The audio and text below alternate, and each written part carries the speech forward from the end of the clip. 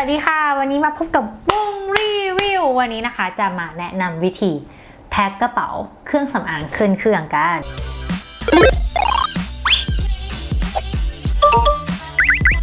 ค่ะก็มีหลายคนนะคะสอบถามอินบ็อกซ์เข้ามาเยอะมากว่าคือเขาเห็นเราเที่ยวเยอะไง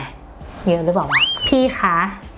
อะไรที่เราเอาขึ้นเครื่องได้บ้างของเหลวเครื่องสำอางอย่างเงี้ยนะคะก็เดี๋ยววันนี้จะมาอธิบายให้ฟังคืออย่างแรกเราต้องแยกประเภทก่อนนะว่าคุณมีกระเป๋าที่สามารถโหลดลง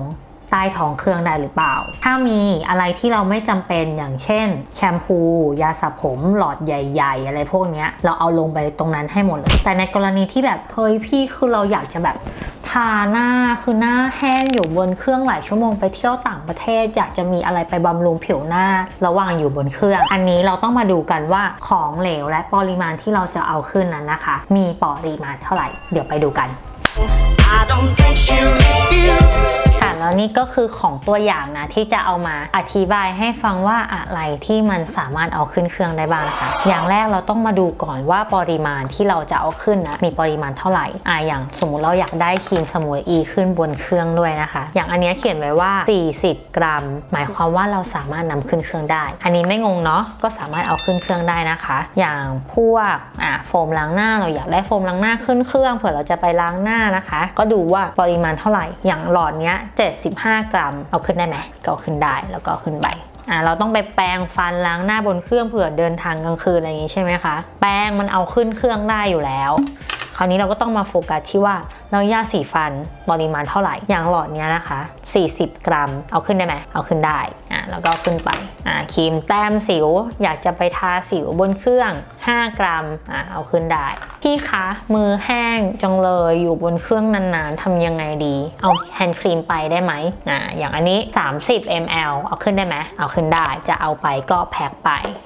ส่วนใครที่แบบพอจะมีพวกกระปุกเล็กๆอย่างนี้นะคะเนี่ยอย่างเงี้ยก็สามารถเอาขึ้นเครื่องได้นะก็เหมือนกันก็ดูว่ามันเอาขึ้นได้ไหมอย่างอันเนี้ย10 ml เอาขึ้นได้ไหมเอาขึ้นได้โอเคคราวนี้เราจะมาดูพวกของเหลวอย่างจำพวกอันนี้ก็ได้เป็นตัวเช็ดเครื่องสำอางอันนี้เขียนข้างขวดเลยนะว่า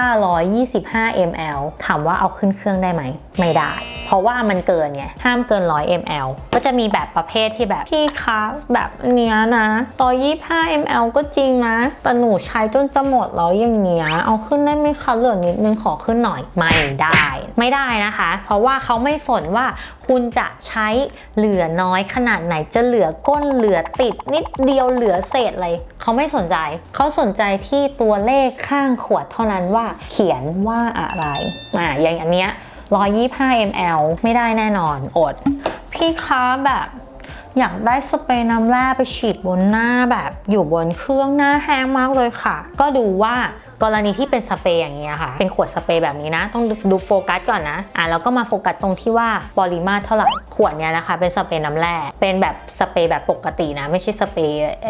รุ่นไวไฟอย่างอันเนี้ยเขียนว่า100 ml พอดีเอาขึ้นได้ไหมจะเอาขึ้นอยากแพ็คไปก็เอาขึ้นไปนะไม่มีปัญหาแต่อีกกรณีหนึ่งสเปรย์ที่เป็นกระป๋องแบบนี้ค่ะที่มันมีเขย่าเราก็เรียกไม่ถูกว่ามันคือสเปรย์อะไรแต่ข้างหลังมันจะเขียนว่าเป็น Wi-Fi ถ้าลักษณะสเปรย์อย่างเงี้ยค่ะไม่สามารถเอาขึ้นได้คุณจะต้องโหลดลงกระเป๋าเท่านั้นโหลดลงเครื่องอย่างเดียวเขาไม่ให้คุณเอาขึ้นมันอันตรายทิชชู่เปียก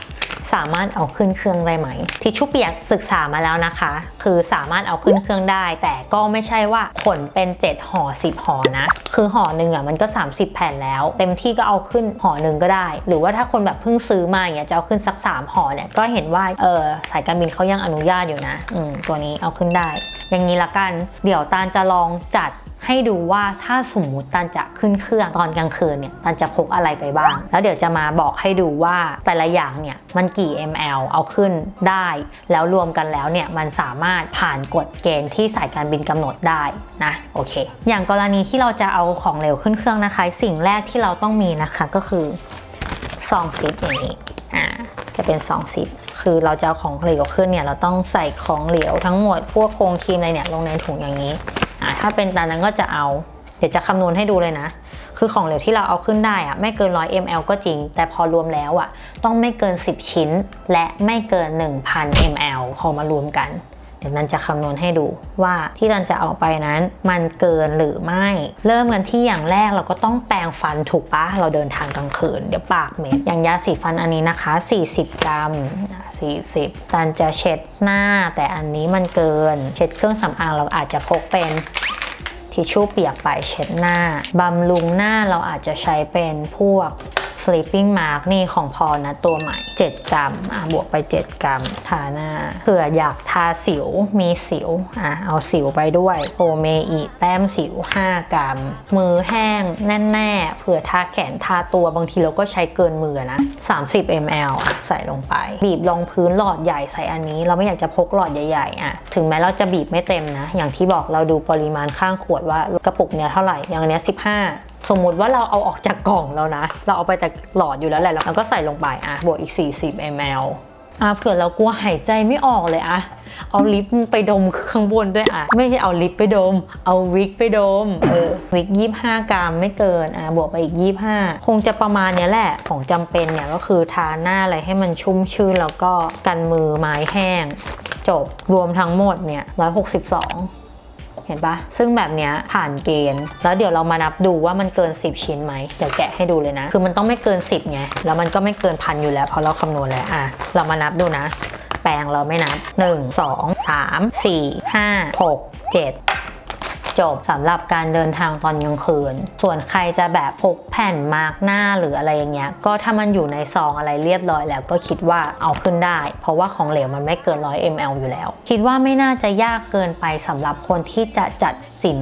ของพวกของของเหลวอะไรเนี้ยติดตัวไปด้วยบนเครื่องนะคะก็อย่างที่บอกว่าลองดูปริมาณให้ดีๆตรงข้างขวดข้างกระปุกข้างกระป๋อง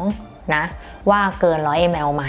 รวมแล้วไม่เกิน10 ชิ้นและไม่เกิน 1,000 ml หวังว่าจะสนุกกับทริปการเดินทางของทุกคนนะคะแล้วก็สำหรับการขึ้นเครื่องนะคะก็อยากจะเตือนทุกคนว่าให้พกแมสติดไว้ด้วยนะคะเผื่อคนที่เป็นผู้โดยสารเนี่ยที่เขาขึ้นมาลำเดียวกับเราเขามีคนไม่สบายเนาะเราก็จะติดเขามาบางทีเราเพิ่งเดินทางไปเงี้ยเดี๋ยวเราจะติดหวัดเขาแล้วกลายเป็นว่า